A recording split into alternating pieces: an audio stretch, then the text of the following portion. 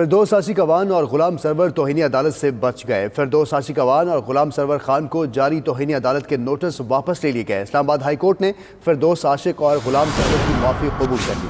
اسلام آباد high court نے دونوں کو غیر ذمہ دارانہ بیانات سے گریز کی ہدایت کی ہے۔ چیف جسٹس اسلام آباد ہائی کورٹ نے ریمارکس میں کہا کہ آپ دونوں ذمہ دار پوزیشن پر اور کابینہ کی نمائندگی کرتے ہیں۔ آپ نے توہین کی لیکن عدالت نے تحمل کا مظاہرہ کیا۔ ہم تنقید سے نہیں گھبراتے۔ سیاسی عدم استحکام کا اثر عدالتی نظام پر نہیں پڑنا چاہیے۔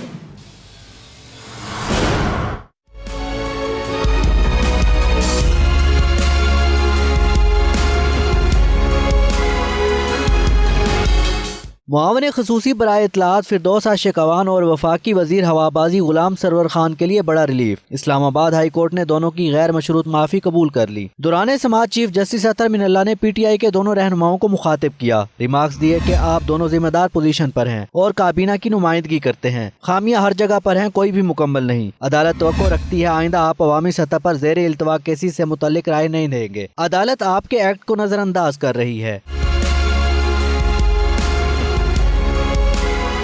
چیف جسٹس اطہر من اللہ نے ریمارکس دیے کہ اداروں کو متنازع کرنا اور لوگوں کا اداروں پر اعتماد خراب کرنا ٹھیک نہیں ہے۔ آزاد عدلیہ کے لیے اور بھی چیلنجز موجود ہیں۔ عدالت کو اچھا نہیں لگتا کہ وہ کسی کے خلاف توہین عدالت کی کارروائی کرے۔ ہمیں کوئی شک نہیں تھا کہ آپ دونوں نے توہین عدالت کی، لیکن عدالت نے تحمل کا مظاہرہ کیا۔ چیف جسٹس اطہر من اللہ نے کہا کہ لوگ اس وقت حکومت اور پارلیمان کی طرف دیکھ رہے ہیں۔ بدقسمتی سے ہم سیاسی عدم استحکام کے دور سے گزر رہے ہیں۔ سیاسی عدم استحکام کا اثر عدالتی نظام پر نہیں پڑنا چاہیے۔ عدالت نے دونوں کو جاری توہین عدالت کے شوکاز نوٹس واپس لیتے ہوئے کیس ختم کر دیا۔ پروردگار جو ہے وہ نیتوں کو جانتا ہے۔ رول آف لا کی ہمیشہ پاسداری کی ہے، اس مقدس ایوان کا احترام کیا۔ میڈیا سے گفتگو میں معاون خصوصی نے بتایا کہ آئندہ سال جون تک ہائی کورٹ نئی بلڈنگ میں منتقل ہوگی، جبکہ موجودہ ہائی کورٹ کی بلڈنگ میں ڈسٹرکٹ کورٹ منتقل ہوگی۔